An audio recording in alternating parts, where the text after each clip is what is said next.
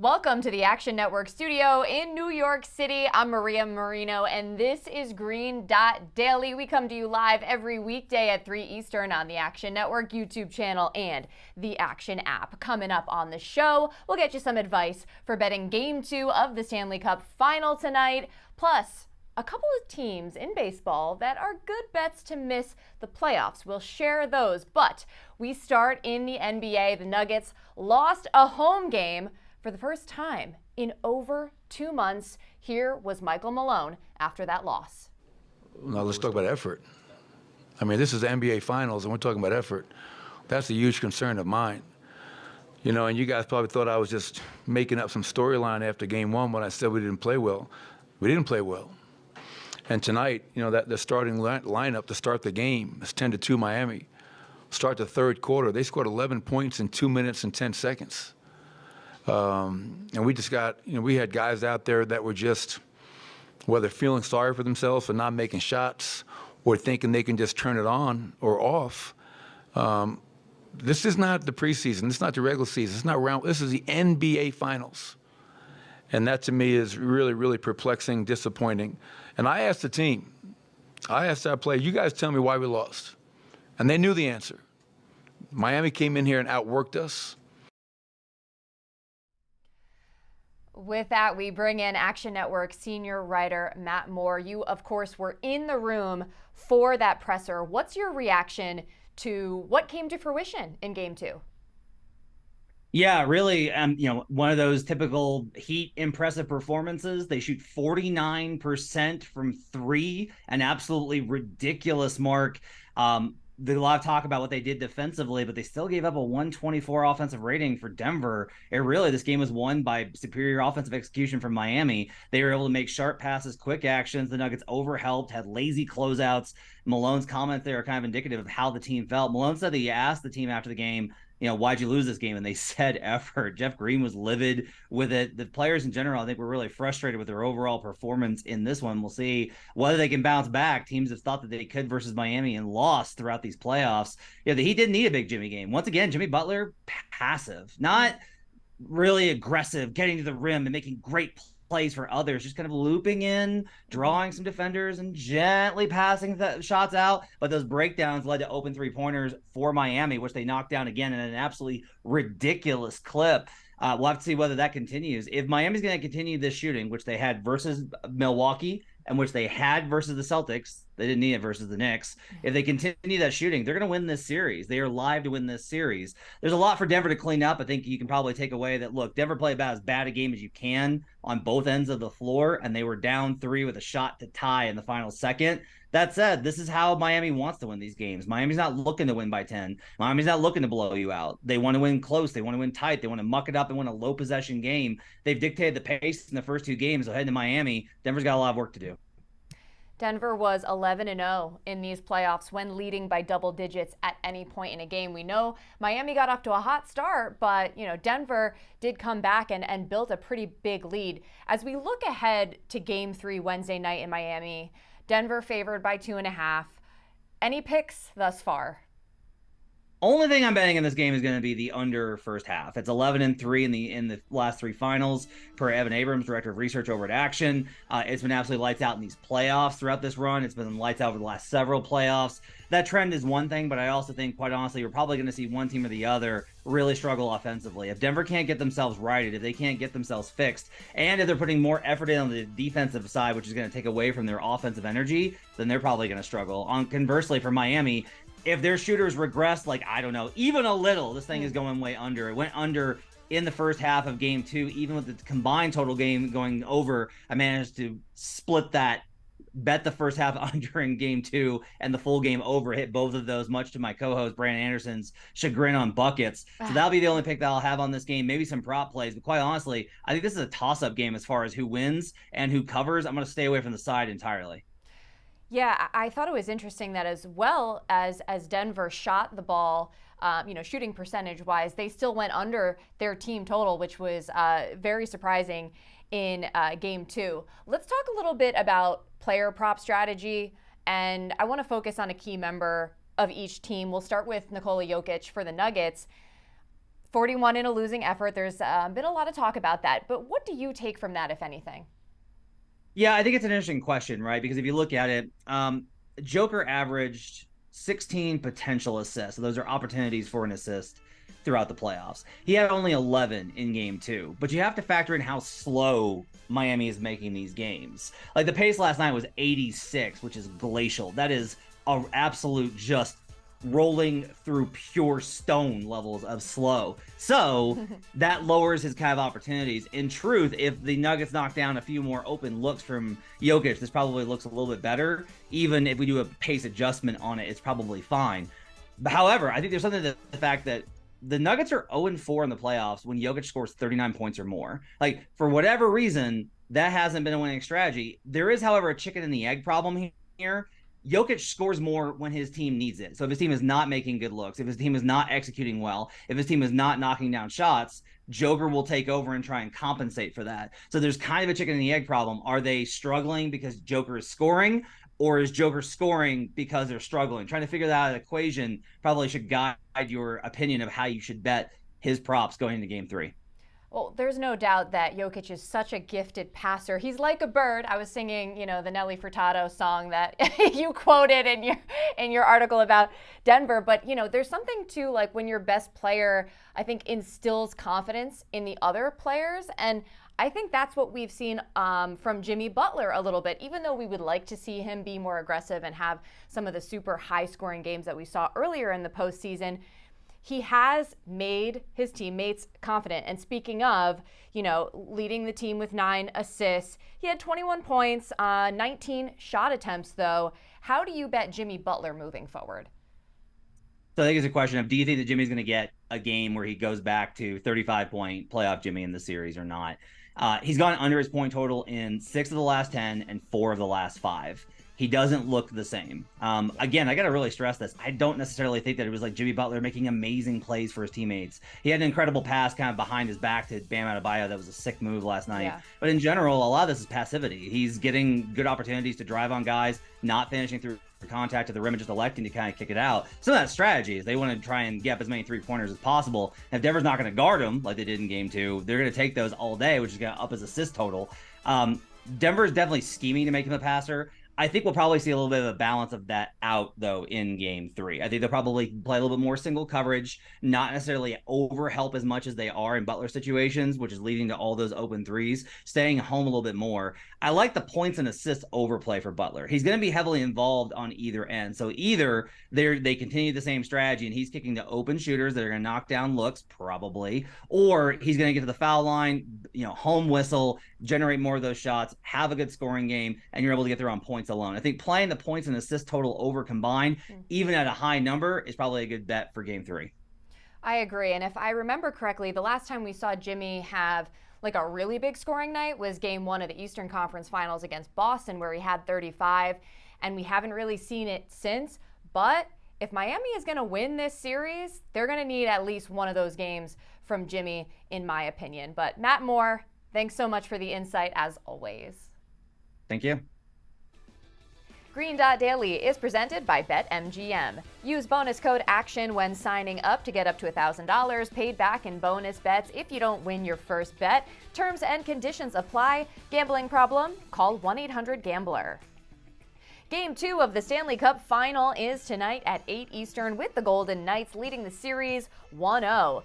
58% of bets and 52% of the money is coming in on Florida. The Panthers had 46 penalty minutes in Game 1, which led to a pair of power play goals in 7 opportunities for Vegas. Adin Hill had 33 saves with just 2 goals allowed. Let's say hello to our NHL expert, Michael Leboff. So do you expect the Panthers to bounce back in Game 2? Yeah, I do. Actually, I like the Panthers in the spot. I think that when we get to the Stanley Cup Final, and you get, whether it's hockey or any other sport, these games kind of become one-offs, and you got to handicap more than just rely on numbers. And I think you can start to play into angles and different kind of strategies, betting strategies on a game-by-game basis. And one that I like here is betting against Adin Hill. He's been great for Vegas in the playoffs. Ever since he came in for Laurent Brossoit in against the Oilers, he stood on his head, but his big picture sample size tells us that he's about an average NHL backup goaltender, and perhaps he's caught something here, and we see it all the time in the NHL playoffs with goalies. But I'm gonna bet against it. I'm gonna wear the black hat here and bet against the story. So I'm gonna try to take him on and bet Florida not just to win, but to do so in a rout. They're plus 280 to win by more than one goal, to cover the puck line minus 1.5. I think that's a fine bet. If you want to even go further, like bet minus 2.5 or minus 3.5, however you want to do it. That's the angle I'm going to take. Then you can kind of build off of that with other derivatives, anytime goal scorers, etc. But I'm betting Florida in a rout, and I'm going to try to take advantage of Hill kind of becoming the story and people betting on him. So I'll zag and bet against him. Okay, so maybe some regression for Hill. And then offensively for Florida, uncharacteristic performance from Matthew Tkachuk, 0 points after leading all active players with 21 postseason points. Now, you mentioned anytime goal scorers. I know you like to bet those. Who is your pick to put one in the net tonight? Yeah, I like a long shot play on a defenseman, Gustav Forsling for Florida. He's number 42. He eats a lot of minutes for this team. He's, I think, their best defenseman, maybe a little bit better than Aaron Ekblad, like all around. And he gets he's got the coaching staff's trust basically in every situation. He'll play in some good spots. He'll play some shutdown minutes, but he's very good at being the late man on a rush, being the fourth man in on a 3-on-2 and turning it into a 4-on-2. He scored a similar goal to that against the Maple Leafs in a pivotal game too. And Florida and Vegas seem to be trading a lot of rushes in game one, back and forth. There was some space to skate into. So I think that bodes well for a player like him who's got that pretty good hockey sense on when to jump in and kind of tilt the scales. And he's I trust him offensively to finish those chances. So you can get him at like 7-1 to score anytime. I don't think it's a bad first goal scorer bet either. 35-40 to 1 either. Okay, overall looking for a better performance from Florida. Although teams that win game one of a best-of-7 cup final have gone on to win this series almost 76% of the time. Michael Leboff, thanks for joining Green Dot Daily. You got it. To baseball, and let's talk about odds to make the playoffs. The Brewers are at minus 285 to get in with a half-game lead on Pittsburgh in the NL Central. In the AL, the Blue Jays are 2.5 games back of a wild card spot and are at minus 185 to make the playoffs. Our MLB expert, Anthony Dabbundo, joins us now. And those two teams, the Brewers and Blue Jays, have stood out to you as far as missing the playoffs. Tell us first why you're betting the Brewers to miss out. Yeah, the National League Central has been the worst, debatably the worst division in baseball, them and the AL Central this season. And Milwaukee, they're in first place right now, but they're really teetering in a lot of ways. If you look at their underlying metrics, run differential, they actually have the fourth best run differential in the Central. The Cardinals, the Pirates, and the Cubs have a better Pythagorean win expectation this season. And then you look at, one of the main reasons why is that Milwaukee for multiple years had an elite pitching factory where they were consistently, elite at producing and preventing runs.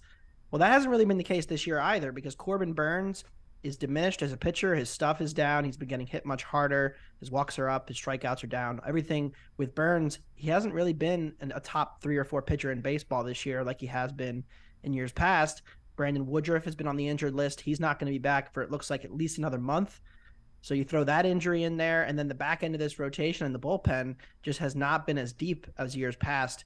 Aaron Ashby going out with an injury. Adrian Hauser has not been great. So there are some real question marks about the Brewers, and they're not scoring runs either. They're bottom 10 in strikeout to walk ratio as a lineup. They're bottom 10 in slugging, in isolated power. So this is a team that has a bunch of holes, and a couple of teams in the Central that I think are apt to chase them down, be it the Cubs, Cardinals, and Pirates, and maybe even Reds. All these teams trending, I think, upward the rest of the season to catch Milwaukee. So plus 240, I love taking a shot against them to win this division. Another thing, the front office.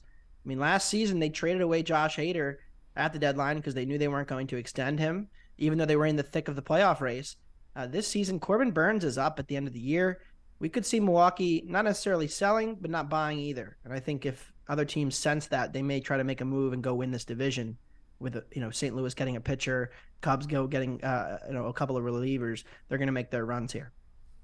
Well, the Brewers before the season were minus 122 to miss the playoffs, so a much better price for the time being. Now, you also bet the Blue Jays to miss the playoffs. What's the thought process? Yeah, I mean, the American League is super deep right now, and you have the top of the top with the Rays, the Rangers, the Astros, the Yankees. Based on Fangraphs playoff odds, they're all above 80%. And so I think they're all relatively safe. I mean, if Aaron Judge were to go down for a while, that could maybe change the Yankee projection. Same with Nestor Cortez. But they have Severino back now. They're going to eventually get Carlos Rodon. I think the Yankees have enough depth to make them a pretty safe bet for the playoffs. So that's 4 spots with those 4 teams: Texas, Tampa, the Yankees, and the Astros. Then you have the Central winner. Somebody will win that division and get in the playoffs. Looks like Minnesota right now. So that only leaves 1 spot left. And if you look at the teams competing in that group, it's Baltimore, it's Toronto, it's the Angels, and it's the Mariners. Seattle has its holes in its lineup. 4 of their 5 hitters are top 5 in the American League in strikeouts for sure. I think that's going to cost them. The Angels are a team with Ohtani and a walk year that I think are much more likely at the current moment to buy rather than sell. Because they're in contention to get to the playoffs, and that's really the goal with Trout and Ohtani. So they're more likely to buy than sell, I think. And Baltimore is in a situation where they have a young talent that could continue to push into this major league team and maybe get one starter at the deadline that puts them over the top. Compare this to Toronto. Now, the projection systems, like Fangraphs has them to make the playoffs, 59%, which is equivalent to about minus 150 to make the playoffs, plus 150 to miss, which is somewhat close to the market. But I actually think the projection systems are a little higher on Toronto's starting pitching than I am. If you look at the Bad X projections and some of the other projections on Chris Bassett and Alek Manoah, they're pretty high on those guys. I am not. And I think that they're both struggling this season under the hood, especially Manoah. We're seeing that more on the field. Those 2 guys plus Kikuchi and his inconsistency, I just don't really trust this rotation. And the number one answer that Toronto was going to have was Ricky Tiedemann, their top pitching prospect, but now he's hurt. So I don't really see an answer for Toronto. And I think it's pretty much, Toronto, Baltimore, and LA, competing for 1 spot here. So at plus 150, 155, I like the Blue Jays to miss the playoffs. I think that their lineup is elite, of course, but the pitching will ultimately make some problems for them. Just for context, the Blue Jays were plus 225 to miss the playoffs back in preseason. They're currently 8.5 games back in the AL East. All right, 8 games on this Monday slate. What are you betting today? I'm going to take a shot on old man Adam Wainwright and the St. Louis Cardinals. Plus 130 is out there. We are seeing some buyback on the Cardinals now after the Rangers took a bunch of money this morning. It's Adam Wainwright against Martin Perez, 2 guys who are, in the twilight of their respective careers. And I think there's, the market is saying that Perez is a solidly better pitcher here with this price. I'm not sure that I agree with that. And if you look at some of the, projected ERAs based on pitch modeling, these 2 guys are both around 4.6, 4.7 ERAs projected. Wainwright has struggled. His career low K rate, career high expected ERA, but the underlying pitch indicators aren't quite as bad. He still has the elite curveball. The sinker's been fine. So I do think that you'll see some better outings from Wainwright going forward. Hopefully one of them is tonight. And I think with even pitching, I get the Cardinals against the lefty. They've matched them for a year and a half. I'm going to take St. Louis on the road to get the win tonight, plus 115 or better. We were talking about the NL Central. The Cardinals had high expectations coming into this season. They are 7.5 games back in that division. Anthony, thanks so much for coming on. Thanks for having me. Remember, any picks we give out here on the show, like the ones you just heard from Anthony, you can easily reference by following Green Dot Daily in the Action app. We keep track so you don't have to. Green Dot Daily is presented by BetMGM. Use bonus code ACTION when signing up to get up to $1,000 paid back in bonus bets if you don't win your first bet. Terms and conditions apply. Gambling problem? Call 1-800-GAMBLER. That's going to do it for Green Dot Daily. I'm Maria Marino. Thank you for watching. I'll see you back here Tuesday at 3 Eastern on the Action Network YouTube channel and the Action app.